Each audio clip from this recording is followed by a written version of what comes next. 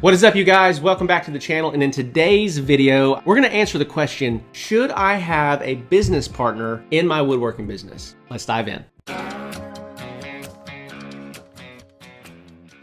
All right, well, welcome back to the channel. As always, I'm so glad for your time, for your attention. You could be anywhere and you chose to hang out with me. On this channel, we're helping you develop business principles and business skills to grow your woodworking business. Listen, you can go anywhere on YouTube, learn how to build stuff, get tool recommendations. That's not what we do here. We're gonna actually give you business principles to help you figure out the business side of your business, which is where we all go wrong, if we can be honest. So the question that we're gonna be answering today is, should you have a business partner? Should you take on a business partner inside of your woodworking business? And so there's a quote that I heard one time. I've also seen this play out multiple times. There's a quote that says, the only ship that doesn't sail is a partnership. The only ship that doesn't sail is a partnership. And so the short answer to this question is you should strongly consider not bringing on a partner. Let me tell you why. Think for a moment that you're doing $10,000 a month inside of your business. And let's say that your net profits are 50%. You have 50% net margins. So you're keeping $5,000. That's if you're running the business by yourself. If you bring on a 50-50 partner, from that point on, you're only keeping half of the profits. So you would be getting $2,500, your partner would be getting $2,500. So what that means is that if you cannot see how the partner would double your revenue or more, if they can't bring enough value to the business in order to double your revenue and double your profitability, then you're in an actual net losing position. If they can't help you go from $10,000 to $20,000 immediately, then you probably don't need to be partnering with them. Now, the other thing that you need to consider, there are core components inside of your business that you need to be able to do well. Getting sales and getting production out the door.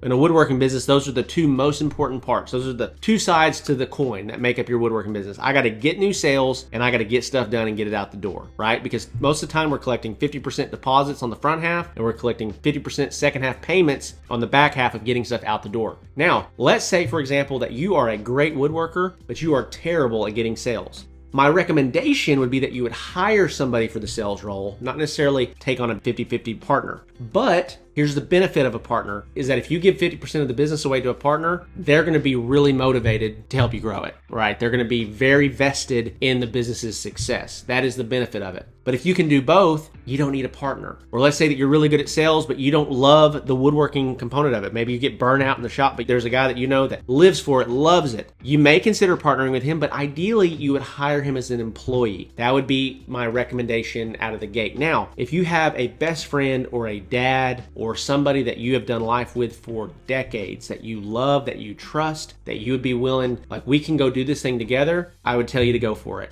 But I can also tell you that I've seen more relationships get torn apart because of business than just about anything else. Okay, so just be careful. If you have people that you love, that you are great friends with, and they want to do business with you, consider, like, is this worth sacrificing our friendship? Because I've seen great friends that got into business together and they do good for a little bit, but they always end up crossing each other's will. And if you're not humble, if they're not humble, if you can't work together and walk with each other through the challenges of business, it's going to be very difficult to stay together and grow together. Just be smart, okay? So a couple principles, things that you need to just, again, recap here and you need to remember is that if they can't double your business because they're gonna be taking half of the net profits, you don't need them as a partner.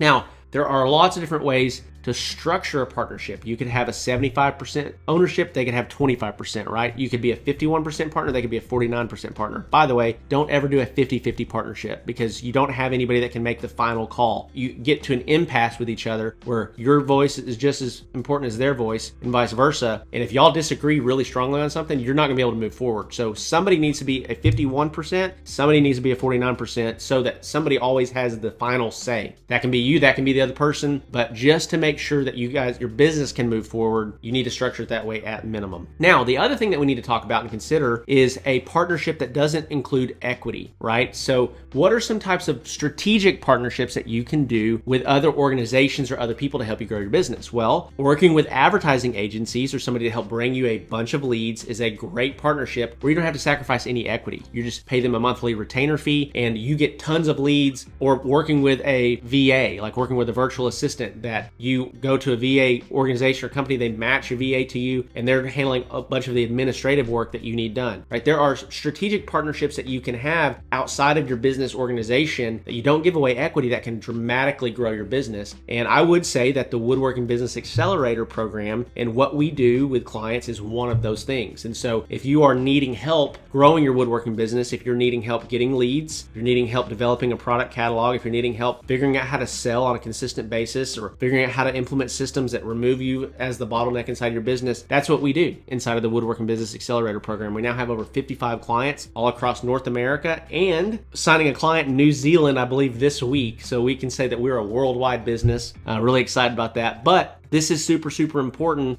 for those of you that are really trying to grow and maybe there's a glaring issue that you don't know how to solve inside of your business. We've done it, we've been there, we've seen, we've conquered, and we're helping people just like you all across North America and now the world do the same thing. So with that being said, another free resource for you that I highly encourage you to check out is the Handmade Business Secrets ebook. If you are just dipping your toes in the game and you're trying to figure this out, how do I start and scale a woodworking business? That's about a 95-page ebook that I wrote, really outlining my story and the strategic steps that I took to get where I am today. And I strongly believe that can help you start framing how to do the same thing. So all you gotta do is click the first link in the description below, fill out your name, your email address, and we'll get that sent over to you. No strings attached. So with that being said, guys, I love and appreciate you. If you have not subscribed, be sure to do so, and I will see you in the next video.